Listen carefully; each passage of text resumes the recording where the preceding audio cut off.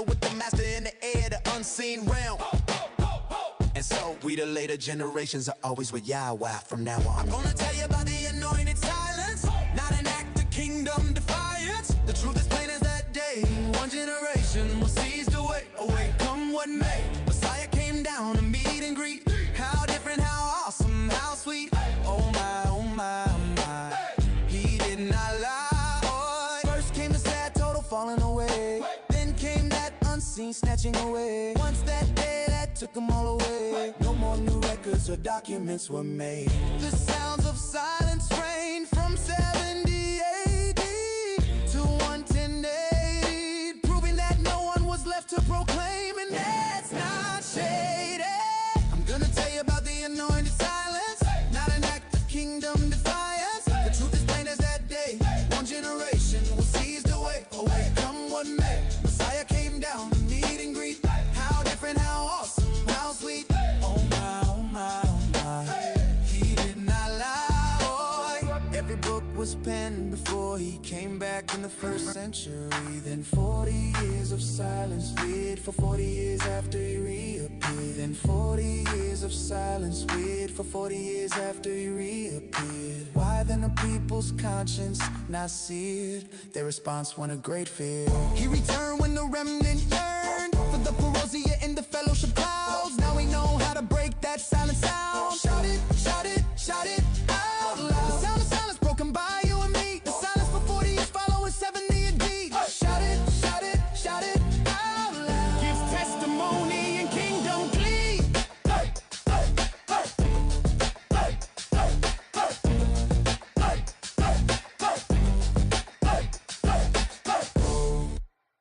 For the master himself descended from the Shemam with a shout, with the voice of the chief heavenly Malak, and with the Shafar, and with the Tekiah Gedolah Yahweh. And the dead and Messiah rose first. After that, those that were living and remaining were seized together with them into the clouds, and had a friendly encounter with the master in the air, the unseen realm. And so we the later generations are always with Yahweh from now on. I'm gonna tell you about the anointed silence, not an act of kingdom defiance. The truth is plain as that day. One generation will seize the way away, come what may. Messiah came down to meet and greet. How different, how awesome, how sweet. Oh my, oh my, oh my. He did not lie. First came the sad total falling away. Then came that unseen snatching away. Once that day that took them all away. No more new records or documents were made. The sounds of silence reigned from 70 AD to 110 AD, proving that no one was left to proclaim, and that's not shady. I'm gonna tell you about the anointed silence, not an act of kingdom defiance. The truth is plain as that day. One generation will seize the way away, come what may. Messiah came down to meet and greet. How different, how awesome, how sweet. Oh my, oh my, oh my. He did not lie. Every book was penned before he came back in the first century. Then 40 years of silence, wait for 40 years after he reappeared. Then 40 years of silence, wait for 40 years after he reappeared. Why then the people's conscience not seared? Their response won a great fear. He returned when the remnant yearned for the parousia in the fellowship clouds. Now we know how to break that silent sound. Shout it, shout it, shout it out loud. The sound of silence broken by you and me. The silence for 40 years following 70 AD. Shout it, shout it, shout it out loud. Gives testimony and kingdom glee.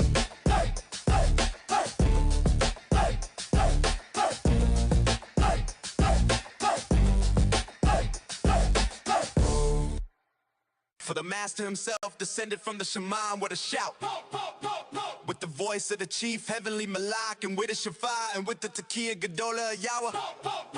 And the dead and Messiah rose first. After that, those that were living and remaining were seized together with them into the clouds, and had a friendly encounter with the master in the air, the unseen realm. And so we the later generations are always with Yahweh from now on. I'm gonna tell you about the anointed silence, not an act of kingdom defiance. The truth is plain as that day. One generation will seize the way away, come what may. Messiah came down to meet and greet. How different, how awesome, how sweet. Oh my, oh my, oh my. He did not lie. falling away. Then came that unseen snatching away. Once that day that took them all away. No more new records or documents were made. The sounds of silence reigned from 70 AD to 110 AD, proving that no one was left to proclaim, and that's not shady. I'm gonna tell you about the anointed silence, not an act of kingdom defiance. The truth is plain as that day. One generation was seized away. Away come what may. Messiah came down to meet and greet. How different, how awesome, how sweet. Oh my, oh my, oh my. He did not lie. Boy. Every book was penned before he came back in the first century. Then 40 years of silence, wait for 40 years after he reappeared. Then 40 years of silence, wait for 40 years after he reappeared. Why then the people's conscience not seared? Their response won a great fear. He returned when the remnant yearned for the parousia in the fellowship clouds. Now we know how to break that silent sound. Shout it, shout it, shout it out loud. The sound of silence broken by you and me. The silence for 40 years following 70 AD. Shout it, shout it, shout it out loud. Gives testimony and kingdom glee.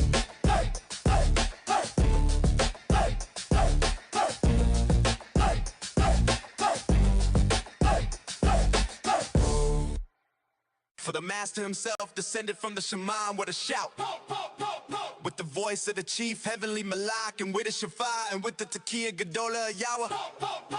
And the dead and Messiah rose first. After that, those that were living and remaining were seized together with them into the clouds, and had a friendly encounter with the master in the air, the unseen realm. And so we the later generations are always with Yahweh from now on. I'm gonna tell you about the anointed silence, not an act of kingdom defiance. The truth is plain as that day. One generation was seized away. Away come what may. Messiah came down to meet and greet. How different, how awesome, how sweet. Oh my, oh my, oh my.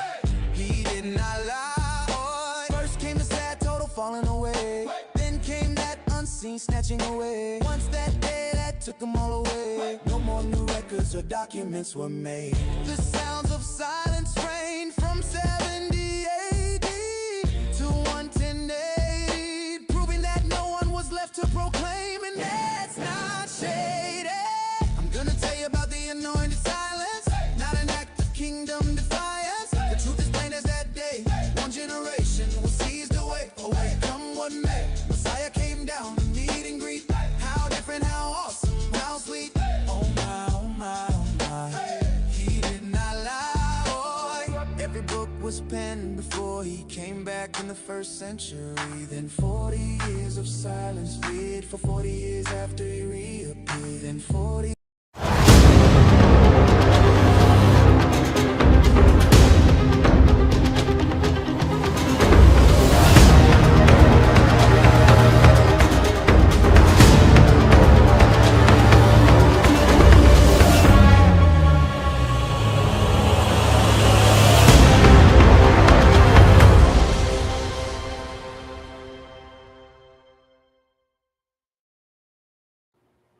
Ja, man, bonjour.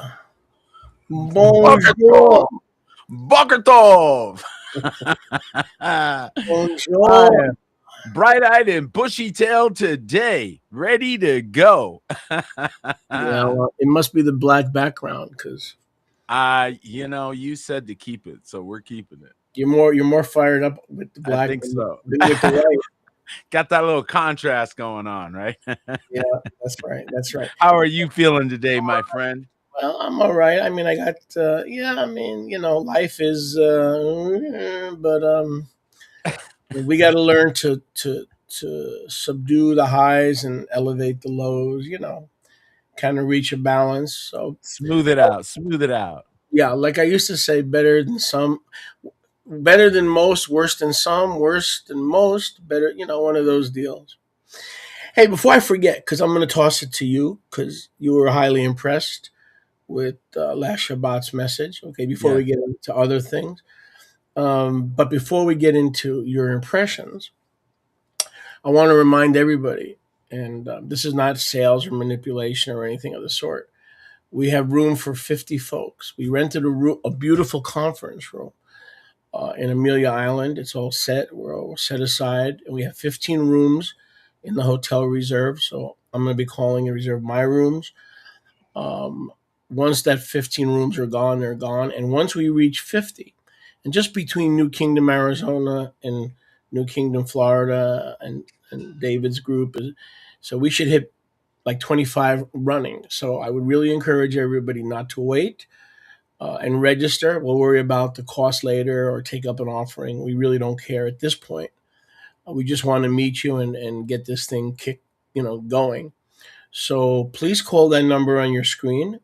Yes. We'll leave it up for a few minutes. A number on your screen, email, and speak to David. Just register. Say, I'm bringing 5, I'm bringing 3, I'm bringing an elder, 2 elders, a musician, a worship, just so we have a good idea. And then as we get close to 50, we'll let everybody know. But don't delay, because there's no financial outlay at this point. We will ask you to help us cover the costs, whether it's a fee at the door, whether it's an offering, and just trust Yahuwah. We don't know and we don't care. We know because we know Yahuwah is going to provide. But Always does. Always does. But main thing is to get registered. That's the main thing. Yep, that's the main thing. The main thing is to let us know of your intention. Even though things can change between now and then, just keep us in the loop. And we understand that this is early yet, but we want to get a really good feel for what we can expect, and with some fluidity, with some wine skin, right? We got a little wine skin room, but we still need to have a pretty good idea. So thank you for those of you who and if you're not sure if you're going to attend, please don't register, because we're going to cut it off. We have to cut it off at around 50, maybe 55, but just if you're not sure, be sure before you phone in or email. And let us know how many. Yes. Let us know how many you're bringing. So go ahead, Apostle Peter. Again, it's good to see you. And it is so good to see you, my friend. After last Shabbat, I was just so very, very, very impressed. I almost called you, and I thought, oh gosh, I can't bother the poor man on Shabbat. But I did write you a note right after the service was completed. I don't often get a chance to watch the full thing live. So a lot of times because of where our services sort of overlap, and then I have time that I spend, kind of with my own people, that I usually catch only a small portion or have to back up and all that. So I happen to catch a lot of, I think all of your service this last Shabbat. And I have to tell you, I was so very impressed and so very blessed by sitting in. It takes a while, folks, to get used to the translation thing, because you're not used to that. We take for granted that we speak English, and that we assume everyone else does, and we suddenly become aware of the fact that we're in an international place when we tune in. And so that is actually a really good thing for us to remember. That we have to be respectful to people outside of our circles, if you will. And I have to say, I was very, very thankful for your thoroughness. And again, you've gone a lot of episodes on the topic of the Parousia on the 70 AD.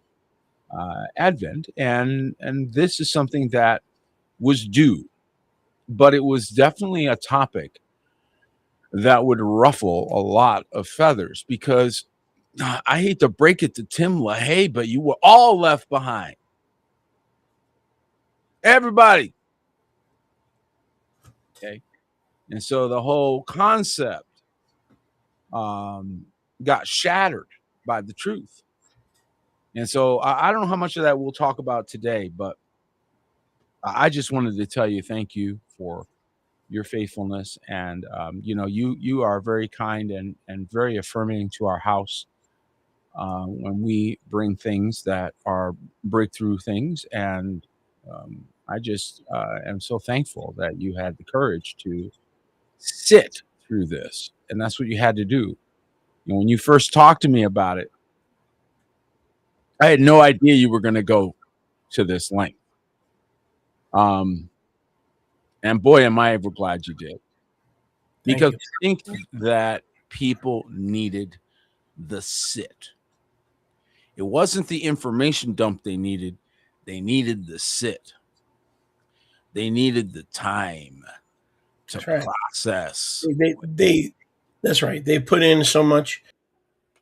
They put in so much time listening to false Yeah. and end time scenarios that it was required, like you said, to force them to sit and begin to take an investment in the Yeah. truth, because they've already invested in all kind of scenarios de joie, and they range from Mickey Mouse, coming down on a yellow submarine, to Khrushchev being resurrected from the dead. I mean, it's ridiculous. It's just ridiculous. And, we laugh because we don't know what else to do. But Yahuwah is sore displeased with all this guesswork. He didn't give his word so we could engage in caricature and cartoonish guesswork. One out of every 26 verses in the scriptures is about eschatology. And you have no kingdom without eschatology. You have no marriage supper without eschatology. You have no judgment, white throne judgment. That judgment was rendered and is applicable to the ages, and it's recurring to everybody who's born based on the verdict of that judgment at the end of the age. So when you just say eschaton's not important, and what about what about the resurrection? The resurrection is tied in directly to the return. So our hope is in the resurrection. And so the resurrection is vital, and it's all part of the eschaton. It's actually part of soteriology, because the spirit or the soul was redeemed in 30. But scripture makes it clear we're awaiting. We were waiting for the redemption of our body, which means the full redemption was not complete. The atonement was complete. Mm-hmm. Sure. This is critical. Listen to this, guys. Go ahead. That's it. That's basically the atonement was complete. Right. However, we had yet to endure a season. And then when that season was completed, that's when the redemption of the body. Now, what was deafening? I don't remember the title. I was trying desperately to remember the title that you gave. I remember the word silence, of course, but I don't remember silence or the sounds. The sound of silence. I thought of the indictment of silence was what hit me. The indictment of the silence. How that we went from preaching our faces off to the point of facing death, and I mean we being the first century believers, right? And the saints that were in the household of faith at that time, and the level of persecution, the level of straight up, we're coming to kill you, that they had to endure, was unprecedented. There's just no other word for it. And then you have all of this occur, everything that's recorded, and we're supposed to buy. Listen to this, folks, that there was 40 years of no evangelists, no apostles, no prophets, no evangelists, no teachers, no pastors, nobody preaching, nobody shutting things down, nobody declaring the word of Yahuwah for 40 years. Correct. It's amazing. We're supposed to just buy that. Right. And from 30, when the kingdom rule began in 30, Shavuot, until 66, when the Jewish war against the Romans started, the intensity and the proliferation of apostolic, evangelistic activity was intense. Not only was it intense, there were not books, and there were not enough books in the world. To record everything Bartholomew did, to record everything Thomas did. He went to India, and that's about it. There was not enough books to record the intensity. Everyone was evangelizing someone. Parents were evangelizing their children. Children were evangelizing their cousins. It was profoundly, and matter of fact, Acts chapter 6 says that most of the fake Kohanim, it uses the word many, but that could easily be translated most. Listen to this, Peter. Most of the fake Kohanim who are not Zadokites embrace the Emunah. And then all of a sudden, there is no documents, no recordings, no debating, no activity, nothing. The indictment of silence. If we believe the scriptures, 1 Thessalonians 4, see, we make fun of the rapture because the rapture was given to us as a cartoon. Right. There is no rapture, but there was a catching away. So between the complete apostasy, right, which means 5 in a town are left, 2 in a town are left. I mean, complete. Right. It was a complete apostasy. Now, add to that the snatching away, add to that the resurrection, and that's why you have no documentation. Now, he told the believers that would be alive in 70 AD, he said, run to Judea, right? But out of the 12 apostles, there was no one left to run except John. And John was not in Jerusalem. So the ones that he was telling to run were so they would run and not be killed, and that they would be changed. The ones who ran from Judea were changed into the spirit realm. It's a different realm. It's an entirely different realm. It's a door that you once it closes, you can knock all you want. You can say, open unto us. Yeah. And it won't matter. Mm-hmm. But let me throw something. While we continue to put that door in the future, we got confused. Go ahead, brother. Let me say something before I forget. So people say, and you've heard this, and you probably will hear it some more. All the writings of the church fathers, Justin Martyr, Subius, Jerome. Nobody mentions the second coming. Nobody mentions people being snatched from the earth. Everything is future, future, future. I'll stop right there. Let's all, everybody around the world, I'll stop right there. Right? Here's my question.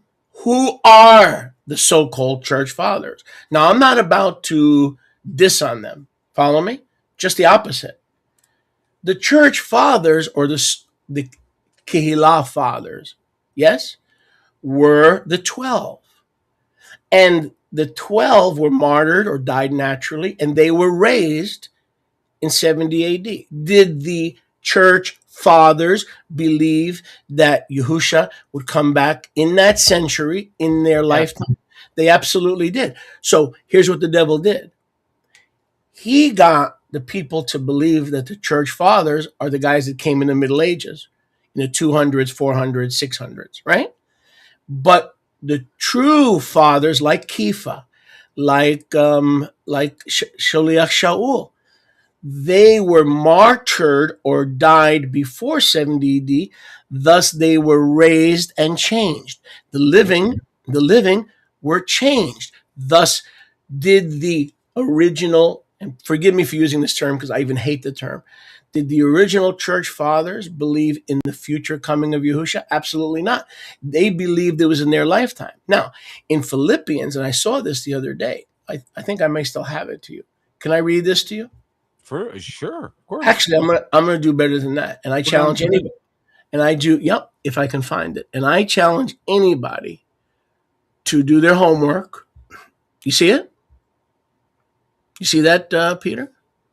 I see the thing on the screen. Yes, I'm reading it quickly. Yes. Okay. So let me put it here so there's a bit more visible. That might be okay, because I just don't want the thing in the corner to block it. Can you read it through that blockage? No, I can't. Read. Waiting. Okay, so then let me try this. No, that won't work. Yeah. Okay, well, let me read it so folks can. That's not going to work. We'll just read it. Okay, yeah, now I got it. Yeah. Now all right, so let's just read this together. Now, this is what Philippians want. This is what the futurists did. And we all know the translators of the scriptures were all futurists. So I looked into the Greek, and here's what it says. I am hard pressed between the two choices. and the King James says betwixt, right? Mm-hmm. I have an intense desire to finish my Mm. course, to meet the master at his return. In other words, Sholiach Shaul expected himself in his lifetime to meet the master at his return Mm-hmm. and be with him at his return Mm-hmm. forever, which is far better. Now, how do I get that leap? I'm going to tell you. The word analo, which is the root Greek 360, occurs twice in the Brit Chadashah. Yet, its placement in two strategically different settings provides a window into the believer's hope and watchfulness. In Philippian, it voices the believer's longing to depart to be with Messiah as if he's not returning. In other words, the traditional interpretation is that Paul is longing to be with Messiah, stop, right? Full stop.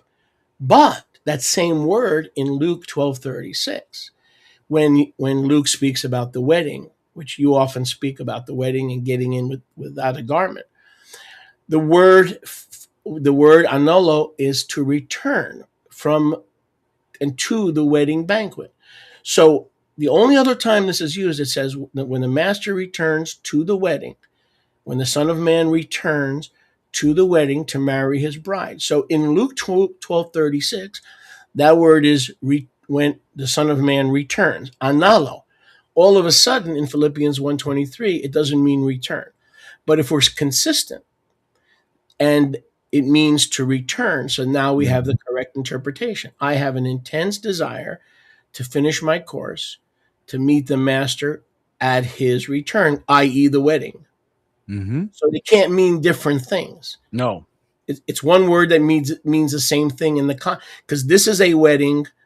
This is a wedding backdrop, and this is a wedding backdrop when the believer goes to meet the master at his return. Because when does the wedding take place? At the master's return. Right. So Same here word. we are, Same word. 2,000 years later, and you have again the same puppeteers have been telling, and this started again 40, 50 years later. We're told that they went to sleep and were left there, and that their hope was left, and that we're still waiting. That's the line. That's the common line being told, and we all bought it. I bought it. You bought it. We all bought it until we checked, and then as we began to check, we began to go, wait a minute, that doesn't match. Yep. Something's wrong here with the story. Yep. And we're coming at this from different angles. Nowadays, this conversation is a little different conversation because we're post, certain things. There's certain things that have come out in our time period that have helped the common person go, wait a minute, there are some things back there that we are all realizing they lied to us about. And remember what I was telling you on Shabbat. Mm-hmm. That no man has gone up into heaven. That held true until Messiah came. No man had gone up into heaven except Enoch and Elijah. So that means the 12 gates were shut. So that's right. Yahusha had to come and he had to return so that henceforth those who were waiting would not receive their perfection and glorification without us. So in other words, the gates were opened at a certain point in time, which was 70 AD. So why is it important? And let me also add, just because I've done 60 parts, I can tell you in the Ruach that every part is different. Just because I label it understanding Messiah's words concerning the second coming, they could be a playlist in themselves. Everyone is a different angle, and it could be their own playlist. You know what I'm saying? So I don't want everybody to think it's the same topic. This topic is so intense. Think about that. I want everybody listening to think. If Yahusha had not returned, then the gates of the New Jerusalem are closed. The new heaven and earth is future. And if the new heaven and earth is future, guess what? We're going to sleep just like we always thought we were going to sleep, right? We're going to go to sleep and we're going to wait for the return. But the gates have been opened. You think this is important? Does anybody think this is important? It gives you not just a hope, right, Apostle Peter? It gives you a blessed hope. There's one thing to hope. There's one thing to hope that you're going to sleep and Messiah is going to wake you up one day, right? Right? But it's a blessed hope to realize, no, to be absent from the body, you go straight through the 12 open gates. Those gates were opened at his return. Without his return, it says, no man will go to heaven until the resurrection. And it says in Hebrews 11 very clearly that all the heroes of our faith, right? Enoch, I don't care what your name, all the heroes of our faith were not made perfect. Why? Because Yahuwah was waiting to send his son back so that they, without us, should not be made perfect. Wow. It was always about the blood. It was always about the lamb. It was always about the redemption. I think about the prophetess who saw Anna, who saw the coming, and saw it then, and had trusted in Yahuwah. The community in Qumran was alive and expecting any minute. They had timed certain things correctly. They were right about their discernment about the day they were in. That's right. And that was proved out. And so there are several things that I want to point out. One of them is the Revelation 8 altar. The Revelation 8 altar. 6? Okay. We're talking about 6 or 8? I believe it's in Revelation 8. Is it in Revelation 8? Let me double check. You mean the martyrs? Let me double check, but hold on. I don't like to have the wrong reference. Then people start to discount things. So let's take a look real quick. Yeah. Of course, in Revelation 6, we have the altar with the martyrs. I was right. I was correct. It was Revelation 8. I just wanted to make sure, but it was Revelation 8. Okay. And 7 angels were stood before Yahuwah Elohim Hayam. They were given 7 trumpets. Another came and stood at the altar. So Revelation 8 has the altar right there.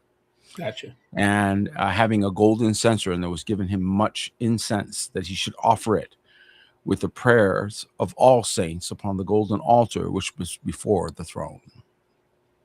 Right. So the golden altar before the throne. What's before the throne? What's before the throne, everyone? I just want to clarify this, because this is like the other side of the line. So there's a line on earth and there's a line in heaven. And as in earth, so in heaven. Amen. And so I just wanted to note that there's a line, like a phone line. And there's the other side of this line tethered right in front of the throne. Does that say what I think it says? Does it say right in front of the throne? So we look at the record, the historical record. Not only do we see a river of blood, a horrible river of blood, but we also see that the great falling away, the great pressure, apostasia, the great thlipsis that occurred was unprecedented. And the reason why I say I'm thankful that we got to watch and read that, because today, if that same thlipsis were to come on this generation, I don't think we have the same, even close to percentages. And it was a near wipeout then.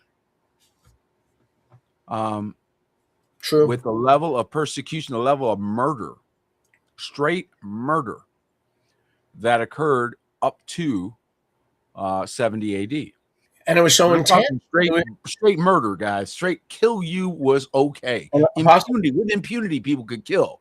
Apostle Peter was so intense that, remember, this was recorded by Moshe in the Torah in Deuteronomy 32, when the Roman eagle would break down the walled city.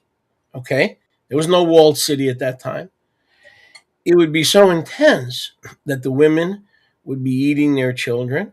And Moses called it the terminal generation. So, like you said, it was a once in the history of man event that it's clearly referenced in the Torah, in Deuteronomy 28 and in Deuteronomy 32.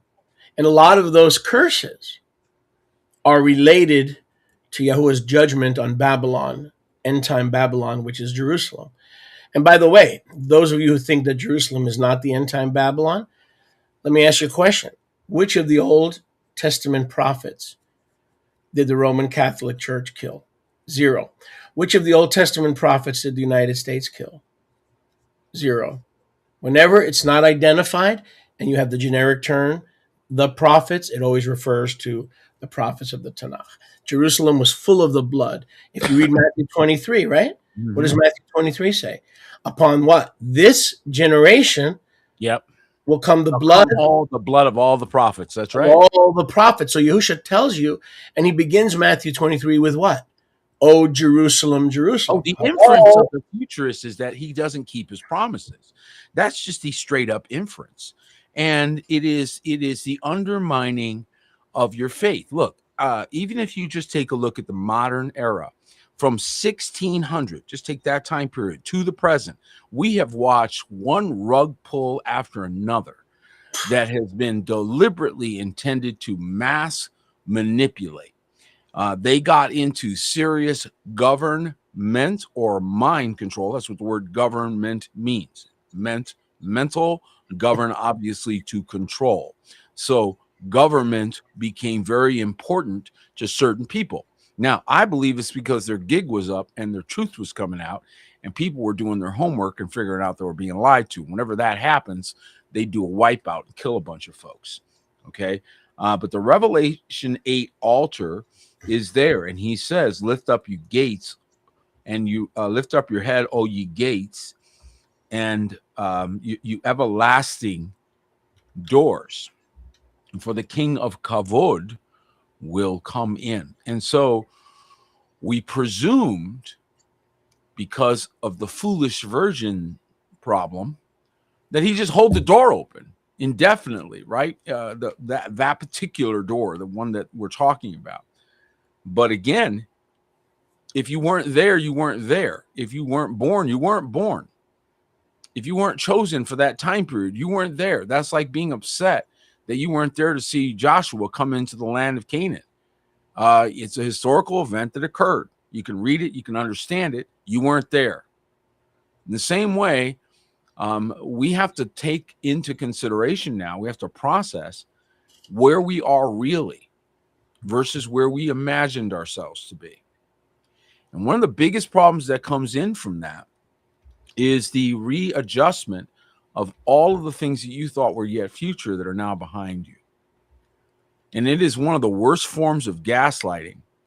It is narcissistic gaslighting on steroids to have done this to an entire generation. Now, who did this? Who did this? Well, I mean, let's be blunt. Foolish virgins did, because who was left behind? Not only that, but you have 2 generations, I think 40 years, you're looking at least children and then grandchildren and maybe even great-grandchildren. Okay? And you know how the zigzag works. The children of preachers, what do they usually end up like? Okay? Children of preachers, they usually zag the other way. Yeah. So their children start picking it up. And you can't deny it. I'm sorry. There's just no way to go around it. Nothing happened until finally around 11 or 110. I think we start to see reemergence. It's almost like, well, they disappeared. They're not coming back. Okay. Right. Like they're all processing what happened. They don't know what to do about it. Right. And so finally enough time has passed that they're just like, well, must be future. Start pushing future. Must be and future. Without knowing what they were doing, they set up the new momentum of the quote church age. And like you said, set up the Christian Talmud. Right. So now we got the oaths and the creeds and we're not going to talk about this stuff. We're going this way. Yeah. And so what happens? You end up with another form of government, governing of the mind, or Nicolaitan, conquerors of the people. Okay, which he hates. So this is the ultimate Nicolaitan move. Ultimate. He's straight up. I don't care what else you called Nicolaitans. I don't care who else you called Nicolaitans. I don't care who else you have called that name. I'm telling you, nobody is more guilty than the people who made something that was in the past in the future. And this is what you have right here. Bingo, bingo, home run. In her, in Mystery Babylon, End Time Babylon, was found the blood of the prophets, the saints, and all that were slain. In other words, Yahusha's apostle, Yahusha's prophet, and the blood. So Yahusha tells it. He timestamps it. He says, all this blood will be required of this generation, meaning the judgment that is to come will be in this generation. That's right. So that the Jewish war against Rome and Yahusha's coming, it was in that generation, not in a future generation. Now, they tried to twist that word generation that it could mean in this type of human race or among these kind of people. No, that's a different word, and I don't want to get into it now. Gene, No, here's the thing, guys. It's really easy. It's all about seed time and harvest now. Manoah called it out. He's the earth will now stay in its cycles. The interruption of the cycles of earth has ended. Mm-hmm. The judgment against the wicked that were trying to control earth is over. Now it is operating as it's supposed to. Watch this now, because there's a lot of people that don't get it. They think, well, why are all these things here? Why are all these things still on the earth? Where does he have to beat swords into plowshares? Where does he have to do that? In your heart. That's right. And you have to change. It is not something that's going to come from President Donald Trump. It's not going to come from the EU. It's not something that's going to come because somebody passed an edict or some great man of God, as they like to say, stands up and says, everybody be nice. No, it's going to come because we have it written in our heart and mind. And here's another thing that we have to revisit just briefly. We revisited this before. People say when the Messiah comes, there'll be peace on earth, goodwill toward men. The lion will lie down with the lamb. The snake will play with the goats. Blah blah blah. Okay, when your premise is wrong, your conclusion is wrong. Correct. Right. Correct. Okay. If we go, what's the end of the truth? The end of the truth is Revelation 22.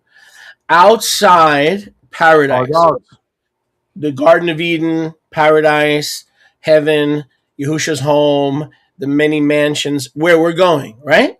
Right. Outside are murderers, idolaters, thieves, whores, liars, and everyone who loves lies and makes lies a living. So you have been taught that when Messiah comes, there will be peace on earth. Now you come to find out through people like Apostle Peter and myself, there is no peace, saith my Yahweh, to the wicked, and he's not coming to refurbish the earth. He made a way to get you inside the gates. Now, inside the gates, right? The lion will lie down with the lamb, right? We will beat our swords into plowshares. Where? Inside the gates. Or what is the preparation for those gates, Peter? It is the assembly. Listen, the kingdom is not there's just so much here that I'm going to unpack for you, folks. The kingdom is not just in you, right? The kingdom is the assembly waiting to be promoted like they were in the first century. But right now, the only kingdom, harking back to that. Come on, folks. The only kingdom you're going to see, guys, the only kingdom you're going to see is the assembly. That's right. Until you graduate to the Zion that is above, the first gathering of the firstborn on the true Mount Zion. You will be there one day, but not if you're in this assembly. So you can't handle the footmen, you ain't going to run with the horses. Horses, yeah. You can't handle the footmen. You can't handle simple things on earth as it is in heaven. You're supposed to be praying a daily prayer. Yeah, right. Somebody may say, "Where is the kingdom?" I'm just saying, don't pretend that we don't all know this. Right? Don't all pretend we don't know this. That we are going through this process as a testing. right? So first of all, we finally found our topic for today, by the way, guys. Here's our topic for today. You think? You ready?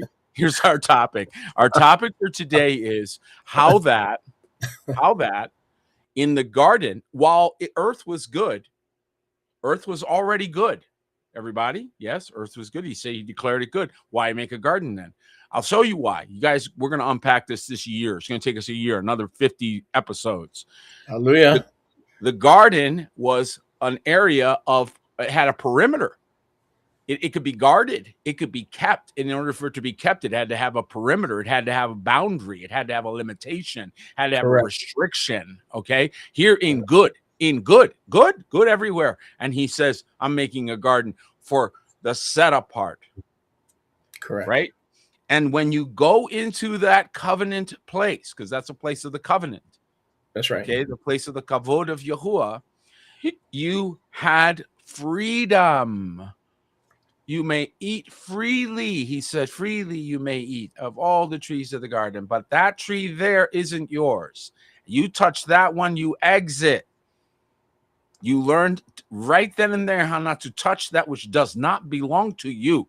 It's theft. Okay, that tree, he said, is his. He put it there.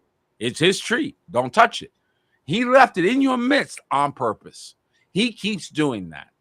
That's right. He keeps putting things in your hands that are accursed things, and he wants you to learn how to handle the accursed thing and take it where it belongs, like getting rid of toxic waste, right? Okay, so your covenant put a boundary, yet you experience freedom.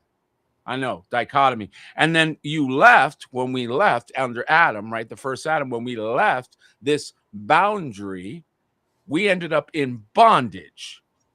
Wait a minute. This is the grand paradox, okay? Because you think that you're going to have freedom where there are no rules. But what you have is abyss or chaos, or Genesis 1:2. Nothing, okay? That's what happens when you have lawlessness. You have nothing. Because law is required to tell the border of a body, this is the end of it, stop here. Law is required to tell the ocean this far, no further. Law is required. So if you go lawless, you got nothing. Okay. So they left the boundaries and they ended up in bondage. They're inside of boundaries and they end up in freedom. Where do we see this also? Well, the very same thing. I'm coming in for a landing. Give me one more minute. The same thing we see with Mashiach and the bride. He uses the picture in Ephesians of a husband and wife. Why? Because inside of covenant is where your freedom is. Outside of covenant, everything you try to do, you can get in trouble for. Okay? You can get into so much trouble outside of covenant. But inside covenant, you're married and you're inside of covenant? It's nobody's business what you do. Blessing. Outside of covenant, you could get stoned for what you do. You seeing what I'm saying? The difference. 100%. Yeah. The covenant element and how it allowed freedom here, you get stoned over here. So the point I'm making is this grand paradox has been in the earth from the beginning. From the beginning. And the lie has been, get rid of law, therefore you get free. And what they have not figured out all this time, 6,000 years or whatever it's been, okay, of the same nonsense, because they keep missing the message, the paradox, that freedom is within the walls. That's right. As is peace. Within the walls. You want the shalom. You want the tree of the knowledge, or I'm sorry, the tree of life in the walls. You want the sword beat to the plowshares in the walls. Assembly is a rehearsal in the walls. You want to commune with Yahuwah inside the walls. You want to learn the things of the kingdom inside the walls. You want to do anything in the kingdom inside the walls. So everybody that thought, I don't want no walls, I don't know. And inside the walls, inside the assembly, which is the rehearsal. Come on, somebody. Colossians 2. The Kehillah that is rehearsing the Moadim, we are rehearsing, those inside the walls are rehearsing for inside the walls of the New Jerusalem. Here's a question for you. Everything you just said is 10,000% not only correct, but insightful. Now, so I got to nail this cat to the cross. Okay. Okay. All right.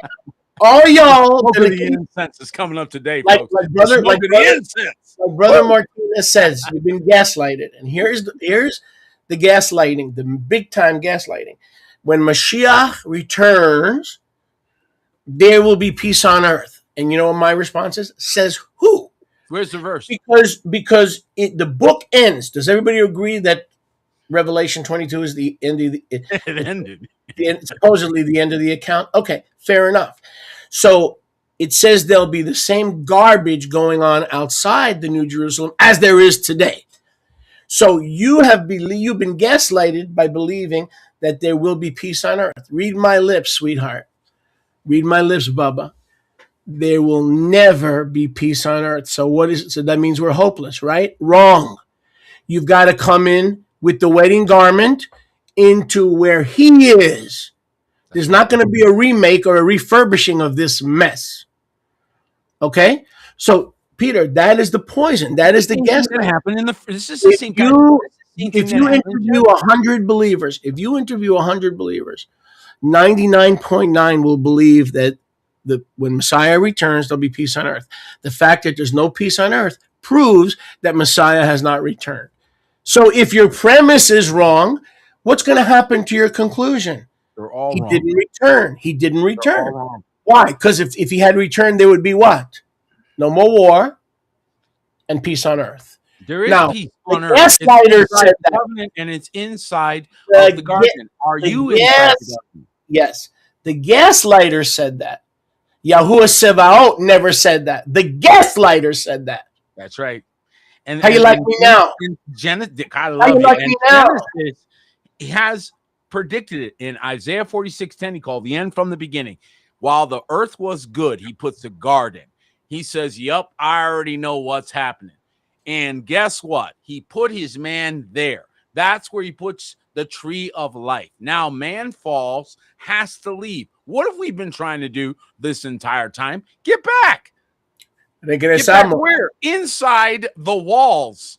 We've been trying to get back inside the walls where we realized, wow, we should never have left. Like, what were we thinking, right? We disobeyed the commandments, we being all of Adam's children, right? So let's just I mean that in the general sense. Mankind, right? So we all sinned in Adam, all sinned according to the scripture. So we were all victims of this same bad choice.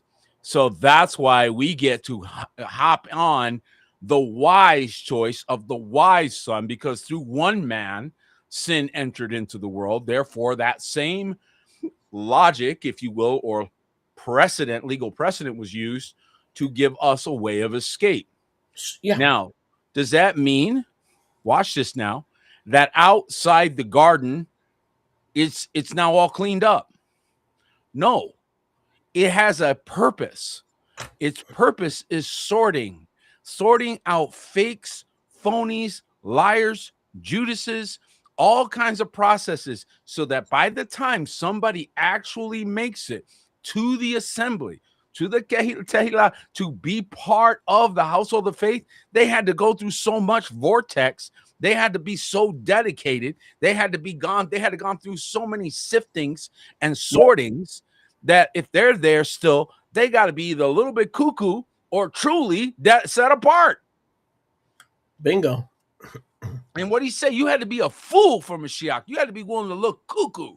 You had to be willing to go crazy for him. Why? Because you're auditioning. It's like auditioning for, it's like auditioning for Noah's Ark, okay? And you're the third monkey on the ramp. I mean, you better fight like you the third monkey. You better get that spot, right? Now all of a sudden running your race made more sense. Now all of a sudden, watch this, okay? Laying your life down for your brother suddenly made a lot more sense. It wasn't just a platitude, man. It might literally cost you your life to cover your brother's retreat. And it might mean you die, like Zacharias had to die to cover the retreat of his wife and his son. Yeah, I want to address the Christians who are going to be watching this broadcast in the future. Whew. Fire. You believe that the Messiah has not returned because there's no peace on earth, and I'm telling you, you've been gaslighted. So my Big question, time.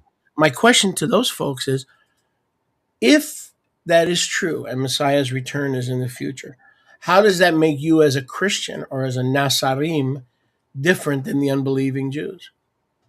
They don't Nothing. believe that. You know why they don't believe he came first or second time? Because there's no peace on earth. That puts you in their boat, not in Noah's ark.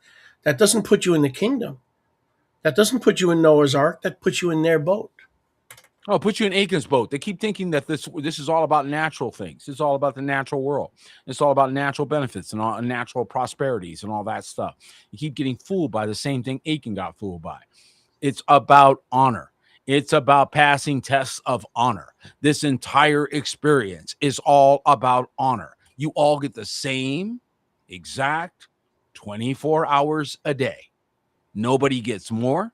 So the people that are honoring him are using the same 24 hours. They're not using a special 24 hours. They don't get an extra day in the week. Okay.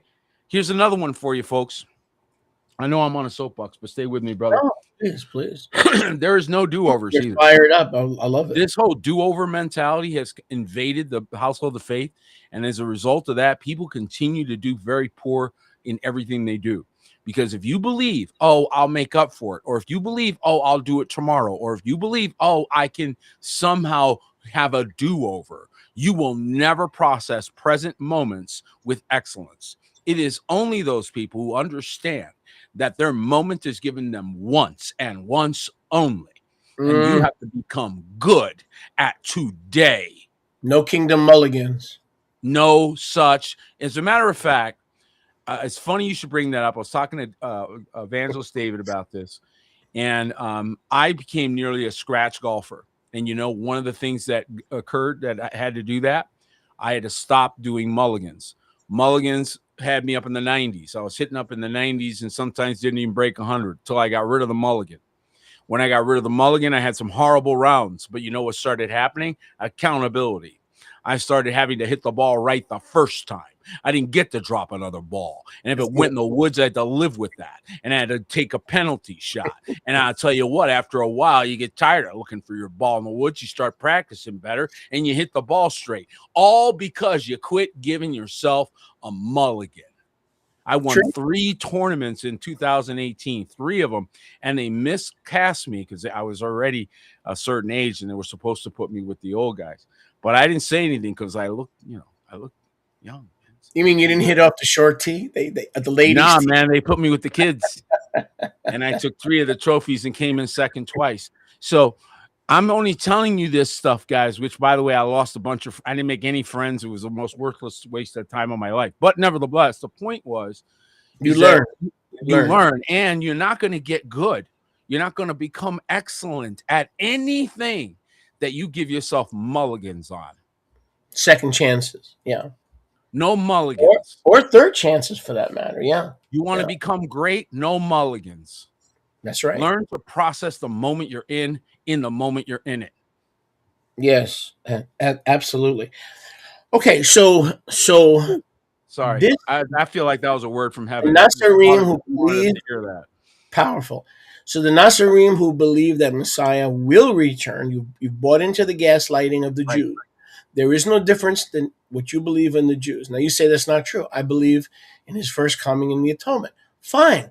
But your logic ends you in the same place. In the same place. You share the same raison d'etre of the rejection of the Messiah's return or the setting up of the kingdom.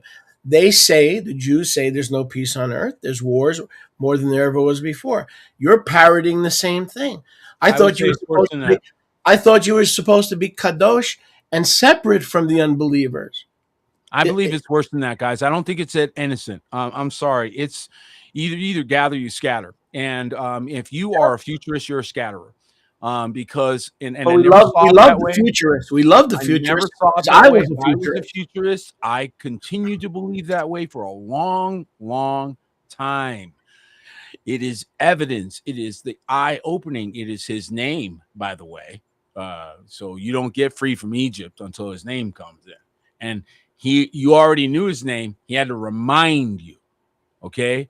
By my name, Yahuwah, have they knew me. It wasn't. I not known? Was I not known? Not a was a no. I wasn't known. It was I not known? Was I not known?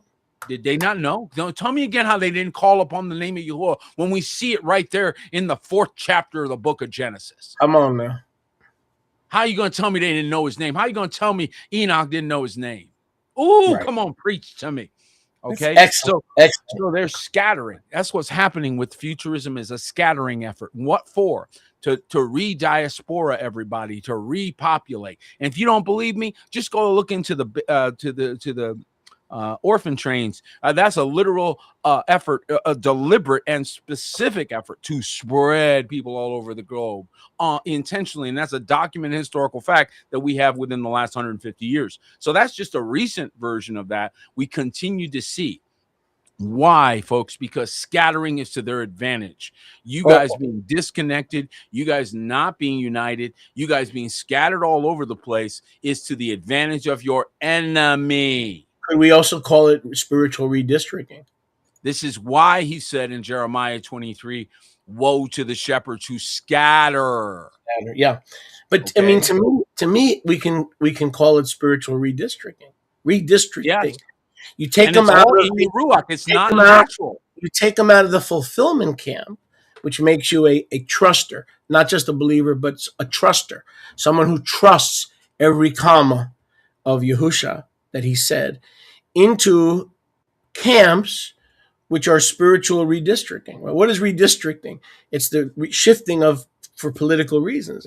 It's like the real government of Yahuwah. What do you think this is for? You're supposed to be getting together to be the government of Yahuwah. Where's the government of Yahuwah in South America? Before I forget, if you allow me, before I forget. So people who deny the return in the 1st century, when Yahusha said it had to happen, the wedding, the judgment, everything, the blood of Abel, all the blood being vengeance. So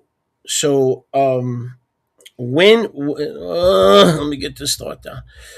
So when we believe that, we are gathered in his camp. When we don't believe that, we remain scattered. That's not exactly what I wanted to say, but that's what popped into my head. Go ahead.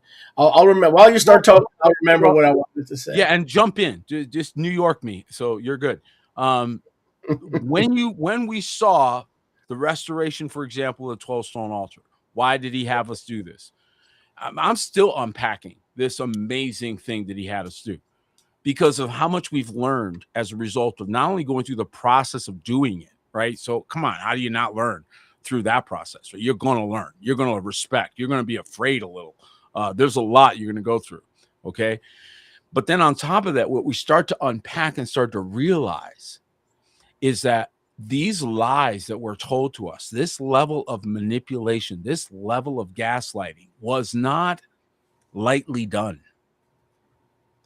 This was meant to sort of enslave mankind when he's already given us complete freedom. Already gave it to us, already paid for it, already sealed it, fulfilled all the promises. It's yay and amen. There is nothing further to debate. This is why when those of us who obey his word and do what he tells us, not because we're flawless, but because he's called us to righteousness. Yeah. So there's a difference. Okay. So we move to righteousness. And what now occurs is when we pray, my prayers don't stop at the ceiling. They go before the throne. And I get my rain. That they are now sitting in Douglas, Arizona going, this is not normal. They don't have an answer now for this. And I'm like, this is now 5 years of it. And when are you guys going to realize that the atmosphere has changed? This is not one rainstorm. Hallelujah. Yeah. This is not one little thing. It's not we had a little extra water this spring or something. No, this is going on 5 years now. Beautiful. Okay? Yeah. where he continues to bring double-digit rain. We just had nearly 2 inches in January. That doesn't happen here, folks. It does now. It does now, but it didn't happen up until this. Because you see, when the government of Yahuwah Amen. is seated on Kadosh land, Come on. when the government of Yahuwah comes together and Yes, 2 or 3 are gathered in his name, and they declare the word of Yahuwah. Amen. The word of Yahuwah is yea and amen. Amen. When we stood here on Kadosh land and said, this sky painting needs to stop. And they have not painted our skies since. And now Arizona's passing a law. Who's the government of Yahuwah? Baruch Hashem Yahuwah. Who is the government of Yahuwah? They don't even know why they're doing what they're doing. They're being led. They don't even know where they're being led. Next thing you know, have a president standing up and saying, if you're going to build an AI, you better build a power center. We just patented Living FAQ because they're spending all kinds of crazy amounts of money on power, and they're going to bankrupt all the nation. And funny, we didn't ever go send a note to the president. We didn't say nothing to him. We didn't call him because we know who we are. Amen. And we know that if we just stay seated in our place in heavenly places, Amen. 4,200 feet, where sometimes we're inside of a cloud. We live in the cloud. That's right. That's right. The I'm telling Parousia. you right now, I continue to see it. And See, the Parousia is an abiding presence. The Parousia is not just a historical pinpoint of 70 AD. Like you just said, the Parousia is the abiding presence of the king. I want to make that very clear. If you look at the Greek, it does not mean second coming. It means the king who appears, listen, abides with the people and the people abide with him. It's an abiding presence. Now, listen carefully to what he just said, because this guy ties to what the king said. He said, if ye abide in me, and my word abides in you, ask ye whatever you will, it shall be done unto you. I ask Messiah, my king, for a pittance compared to what he handed me. And he is my witness. He knows I asked for one thing. I asked for a one of something. And he gave me 7,000 of the thing I asked one of. I asked for one. In humility, I said, Father, can I just have one? And he said, you can have 7,000. Yada Yahuwah. Is that what happened to Solomon? Yada Yahuwah. Yeah, he asked Solomon. He asked for one and he got 1,000 wives. Are you talking about patents or wives? Because I don't want to get you in trouble with Mindy. Are you? Are you talking? Don't you dare, man! Don't you dare, you naughty boy! You got to clarify. You got to be very specific. I'm talking about the fact that I stood here and prayed because of this. Make sure that people know you're talking about patents, not wives, okay? Because I don't want to get you in trouble. You're in enough trouble already, okay? Yeah. You don't want to go from 300 square feet to 200 square feet. You ain't lied yet, pal. You ain't lied yet. Let me tell you, happy spouse, happy house, man. Yeah, that's right. Keep your wife going. But no, seriously, folks, in all seriousness, I asked. I petitioned him, and his response was overwhelming. He continues to be overwhelming. And yet he leaves the unbeliever in this state of unbelieving. In other words, those who are, just like he said in the book of Revelation, let them continue in this behavior. You be set apart. You are proving your set apartness in a hostile environment. I remember sitting, I'm going to say the last thing I'm going to say about this. I remember sitting in, you're on a roll. I was sitting in Tiberias, and they pulled me in because they were going to try and deport me. I didn't realize that was happening, but that's basically what had happened. And I'm suddenly sitting in what basically looked like a police station. I'm like, whoa, I think I got arrested. Here, I thought they just wanted to have a chat. Apparently, they wanted to have a chat while I put me on a plane, right? Oh. And I am there with my kippa and my tzitzit, okay? And there's this Jewish guy, and he's looking me up and down, and he's being very disrespectful.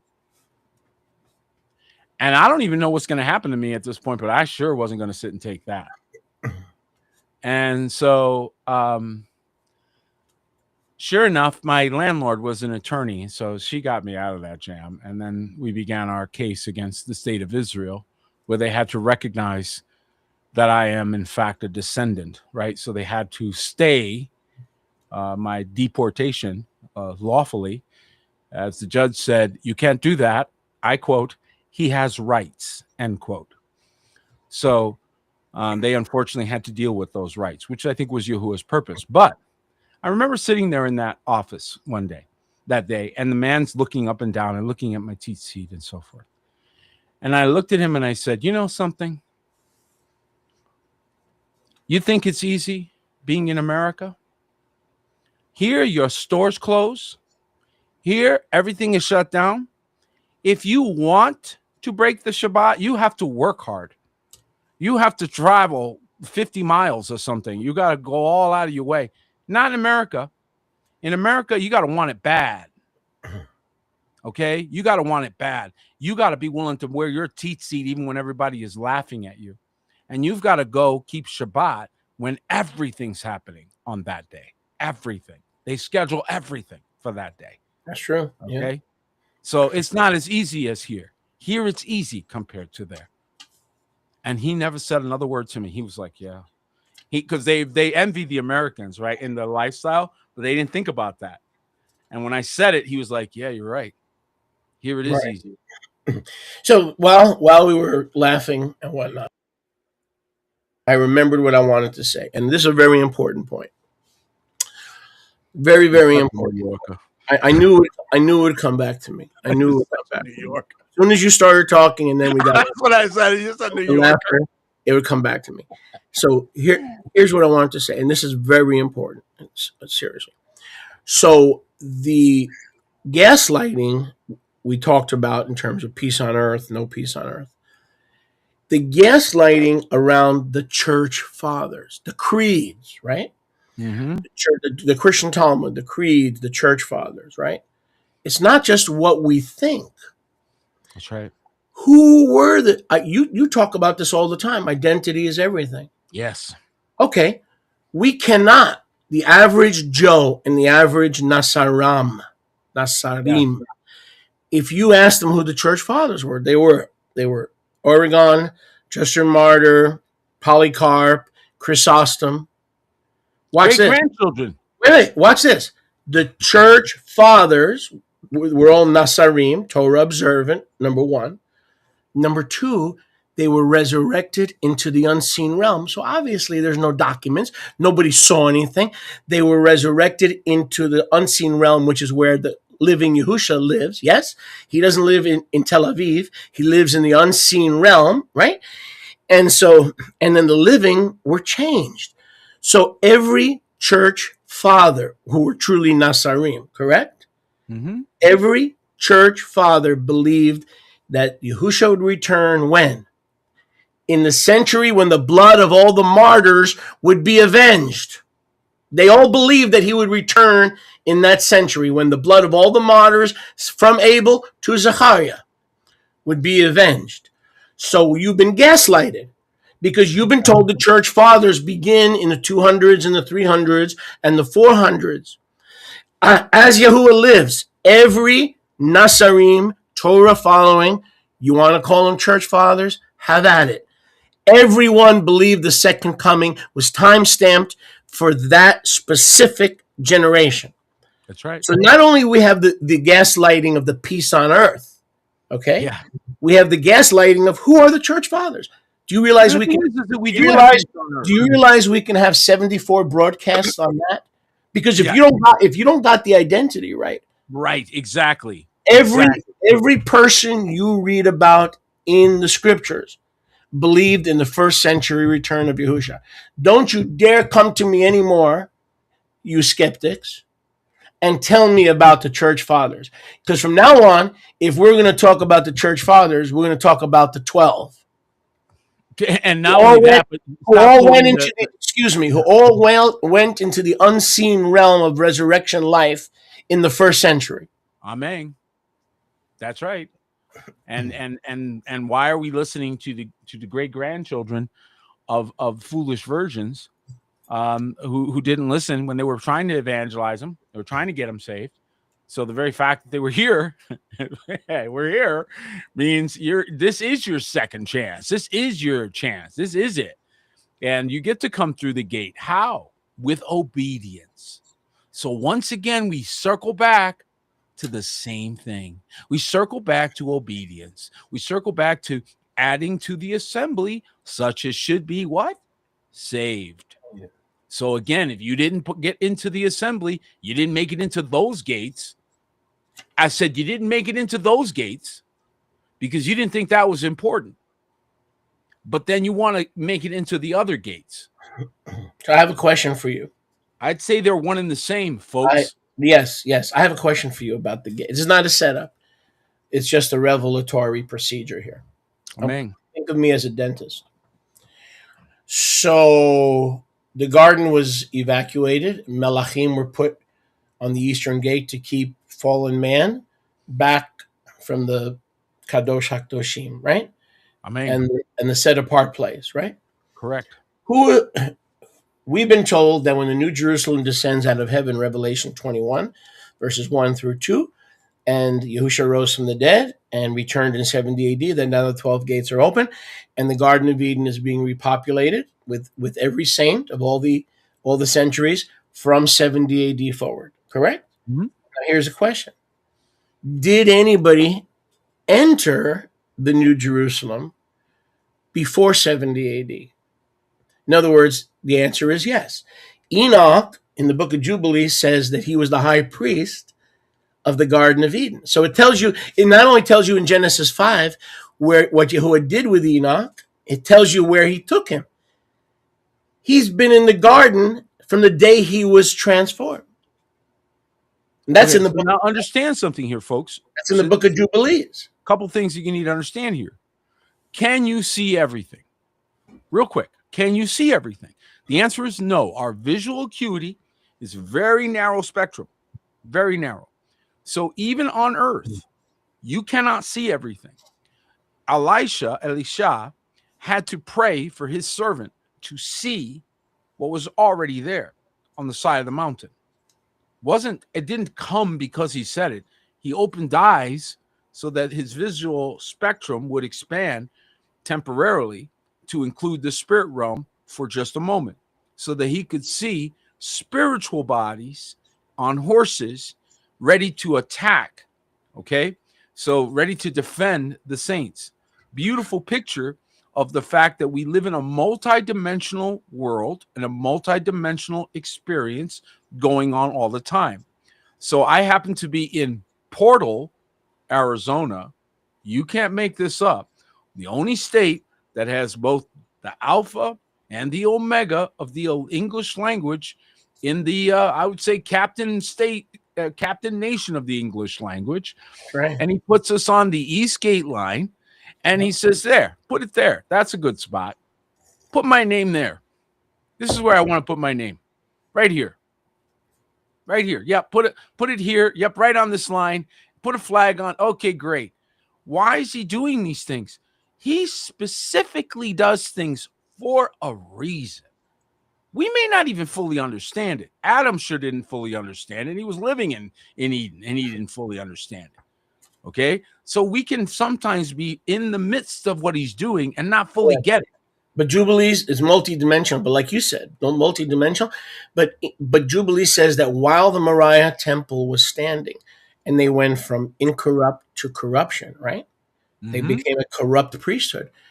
Enoch, simultaneously, and I get the power of this, Enoch was ministering as the true high priest in the Garden of Eden. No doubt waiting for John the Baptist. No doubt waiting for Yahusha. But that lineage was somehow kept alive. It literally says that Enoch was in the New Jerusalem once he was taken. So Genesis 5 tells you He walked with Yahuwah, he pleased Yahuwah, and he was taken. But Jubilees, the little Genesis or the little Torah, tells you where he was taken. So even back in Enoch's day, those inside the gates, at that time there was one, right? Kept the faith, kept the priesthood. He kept everything going. And then once Yahushua returned in 70 AD and we were raised, people say, where were they raised to? Another realm. There was no writing, there was no scrolls, there was nothing. They were with the master, and their focus was on angelic activity. It was no longer on transmitting human messages to humans, right? Can you imagine walking around? And by the way, nobody wants to talk about, except people like you that understand it, and me, nobody wants to talk about why for 40 years, nada. When in the history of prophetic revelation, except the intertestamental period between Malachi and Matthew, which was ordained and common knowledge, other than the intertestamental period of silence, when did Yahuwah ever stop revealing truth? Moreover, why would apostolic activity stop? Yahushua said, preach the gospel until I return. Did he not say this gospel shall be preached unto the kingdom as a witness, and then shall the end of the age be? Because he said at the end of the age that the gospel witness would stop. He said that in Matthew 24:15. This gospel shall be preached as a witness to the end of the age. And then the end of the age came. Now, once those 40 years were over, there was a new generation born. People say, well, how did people become believers after the 40 silent years? Very simple. They grabbed the Gospels. They grabbed the Pauline. Same way you did. No. Stop this right there. No, stop. Full stop. Let me have this, please. The exact same way you were saved. You picked up a book. The same way. Somebody grabbed the book and preached it to you. The same way. Somebody started to shout. Somebody got filled with the Ruach. Somebody picked up a book and said, oh, this says, if we believe, this says this, and they started to preach. Correct. That's but what were when the living were changed and the dead of all prior ages, nobody could go up to heaven, were resurrected. Now we're dealing with no believers left on earth, except, like you said, they picked up the book. But let me add to that. You said it very well. They picked up the book of the what? The true fathers. That's right. They didn't pick up fathers. The true fathers were not the Westminster Confession. The true fathers were not the Ante-Nicene Creed. The new fathers were not the fake Apostles' Creed, and they were not apostles. No, the real fathers were Mark, Matthew, Luke, John, Thomas, Peter. See? So people say, well, if everybody disappeared in 70 AD, after the 40 years of silence, how was the believing community reborn? Exactly what Apostle Peter said. The same way you were reborn. They picked up the legitimate documents of the legitimate church fathers. That's right. And they started to preach them just like they do now. And activity restarted. And they started to gather and people started uniting. And of course, what they found, guys, again, is if you take something that has already occurred and you move it to the future without telling the people that you've done that, you find and discover this amazing manipulating tool because you keep saying it's up that way. Very effective. And it's extremely effective. Very effective. In manipulating mass amounts of people. So you know how they call it the opiate of the masses? Oh, yeah. They're not wrong about that. The lies are, in fact, an opiate. Like a boy or a girl, and she says, do you love me? Well, let's just, at some point in the future, when I finish college and I finish medical school and all our bills are paid, just hang in there. We'll get to the point where we love each other. You can't push love. Or we'll get married then. Right. There's a good one. Where did what? You can't push love and intimacy into the future. Either you're in love and you're ready to be intimate, or you're not. If you push it into the future, love deferred makes the heart sick. Love deferred leads to the divorce court. You can put in any pejorative term or appellation in there that you want. 100% correct. You were already divorced before you even got married. The moment you crack that beforehand, you only set in motion an automatic process. Peter, Folks, covenant is nothing to be played with. but Go Peter, ahead. you see how everything you've been saying, it's more profound than we could ever make it profound. In other words, we don't accept Yahushua's return because the church fathers said this. Well, what happens if we have the wrong church fathers? What happens if the church fathers are missing because they've been they're in the spirit realm now? We're gone. Okay, so I don't accept Yahushua returning in the first century because there's no peace on earth. But what happens if Yahushua said there will be wars and rumors of wars till the end of time, and you've got to be in the assembly inside?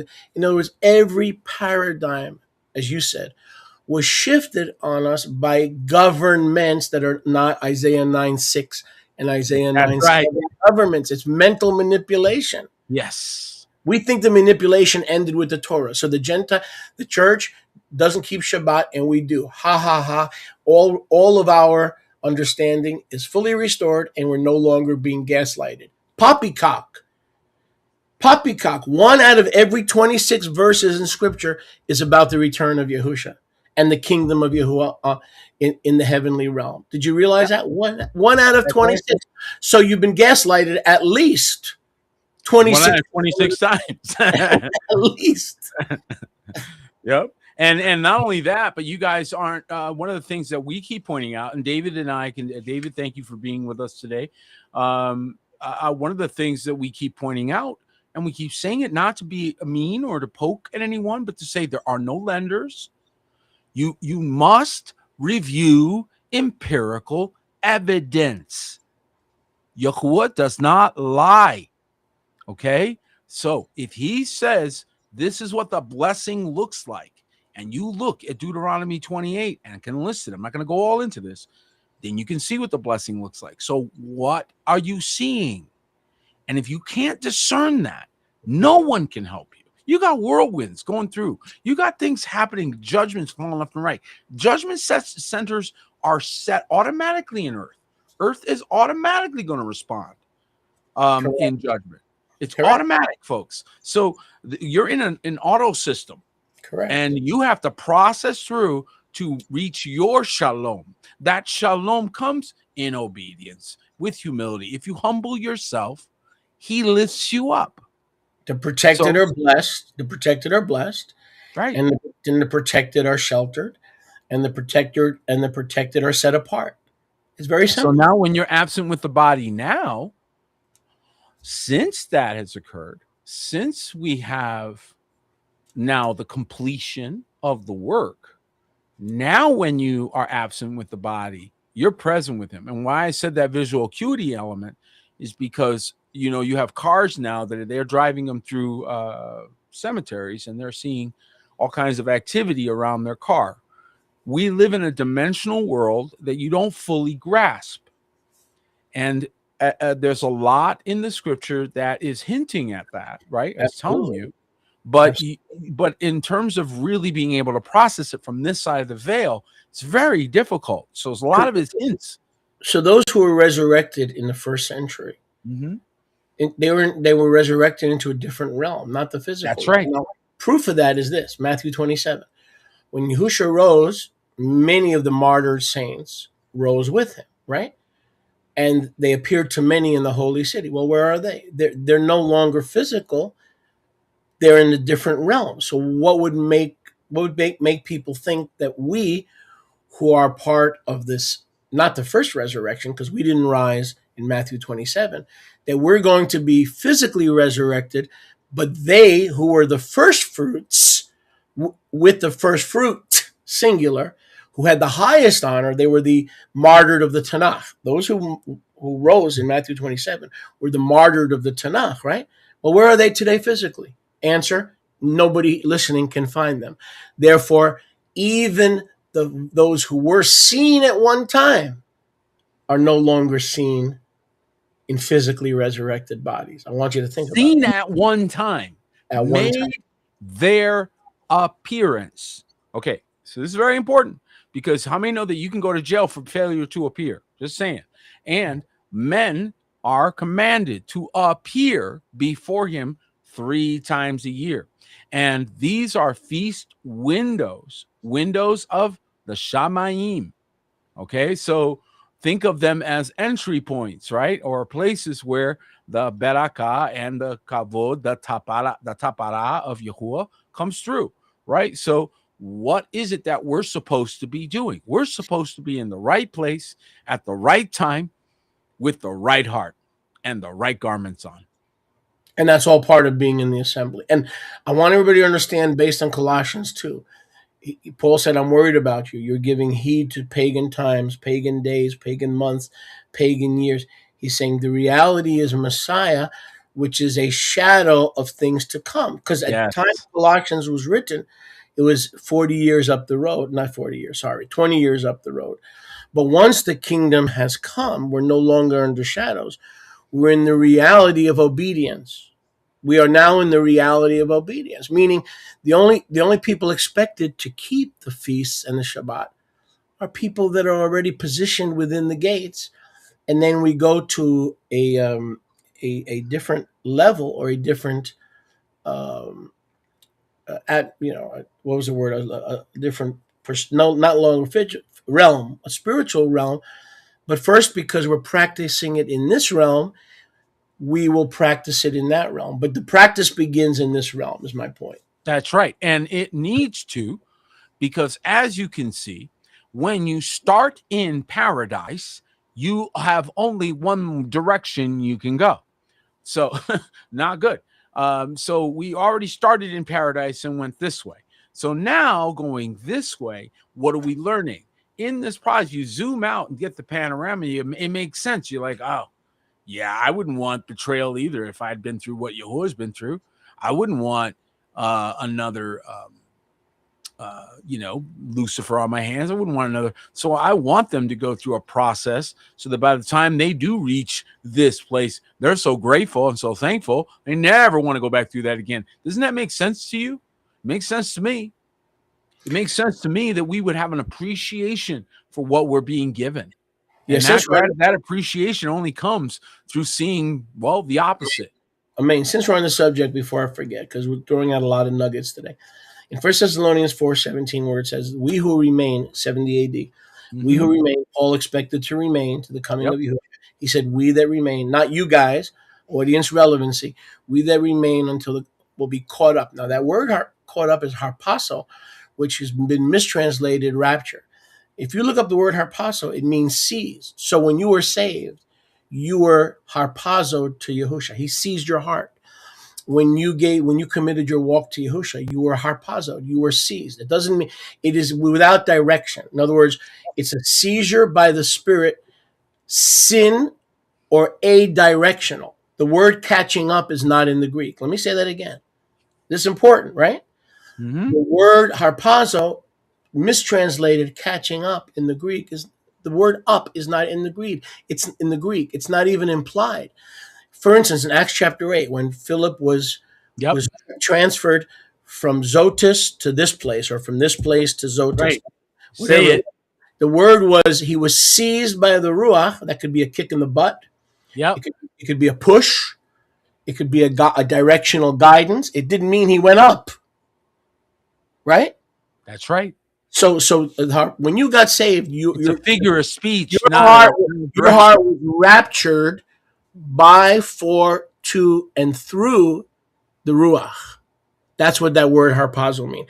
It does not mean a separate rapture, separate from the resurrection. It's part of the resurrection. Right. Okay. Now, it just so happens that in that verse, those who were changed wound up in a different realm, in the heavenly realm. But it doesn't have to mean up. It could mean seized downward. It could mean seized sideways. You know, Peter, Yahuwah put us together, and I am harpazoed to be in ministry with you. I am fully seized and committed. I am fully seized and committed to be in ministry with you. That is harpazo. That's what the word harpazo means. That's a great point. Great way to say that. Wonderfully said. Wonderfully said. And guys, to wrap this a little bit here, so we come to an end, this is empirical evidence. And even in the absence of activity is empirical evidence. That was one of our points today, is that we must zoom out and take in the panorama and say, oh my, we missed some things.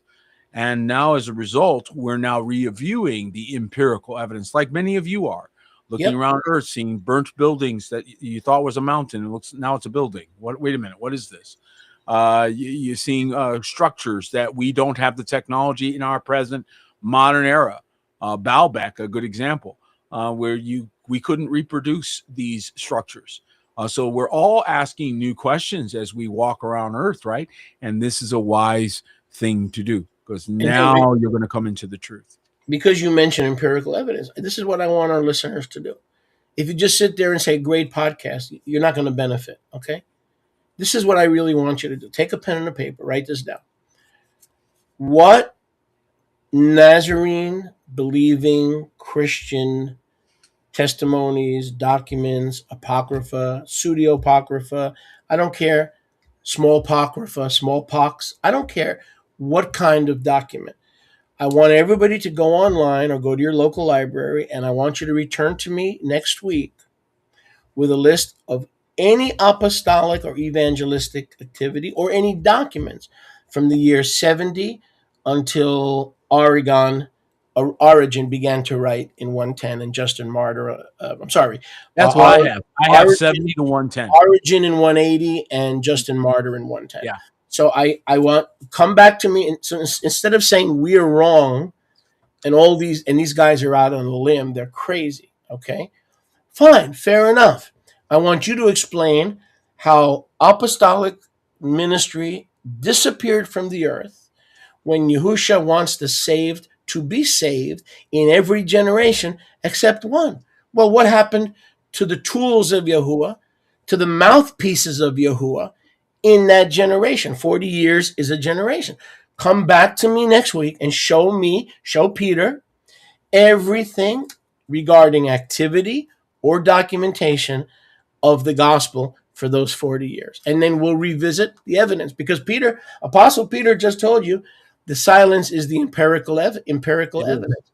It is empirical evidence. It is. So I challenge anybody to bring us apostolic activity and or documentation of activity, unless they started disobeying Yahuwah entirely. In other words, the only other alternative, other than the resurrection into a different realm, is they all decided to disobey Yahuwah. They all converted to Zoroastrianism, or they all renounced the Tetragrammaton, and they all became priests of Baal. If you're prepared to make that argument, posit that all the believers in 70 AD all converted and became priests of Baal, please bring the evidence. It's a compelling, it's absolutely damning evidence. If you are on trial and this is the kind of evidence that's being brought, it's going to be difficult to overcome that. And so how would you explain, you were supposed to be there from 7 o'clock to 11 o'clock. 7 to 11. 70 to 11, 110. Yeah, you were supposed to be there, and there was nobody there. How do you? Where's the log? Where's the activity? Okay, and if you were a watchman, where's the watchman? Huh? Where are the watchmen? There are a lot of things that occurred in that 40 years. Where are the watchmen? Where are all the things that you would normally see? Right. Yeah, you know where all the church fathers were? In a different realm. In a different realm. And every one of the church fathers believed in the first century return. That's right. And what you guys are actually seeing in churchianity is church grandchildren, and the grandchildren of those who didn't disappear, or maybe the ones that did disappear, but they're still here. Say that again, brother. New York. So be careful what you're following, because these are the apologists who were trying to make themselves look better after having been left behind. You're listening to grandchildren. You go, whoa, we are listening to the Left Behind kids? No, how many of your grandchildren support the family? None. You're listening to the grandchildren. We went back to the fathers, the actual fathers. Okay, and these guys to these naughty grandchildren who missed the boat. So, folks, I'm glad you got to sit with us through this, and I hope you good notes, and come back with questions. We're always happy when you guys ask us questions, and that's how we learn. We ask Absolutely. hard questions, don't we, Sholiak? We sure do. And we enjoy doing that.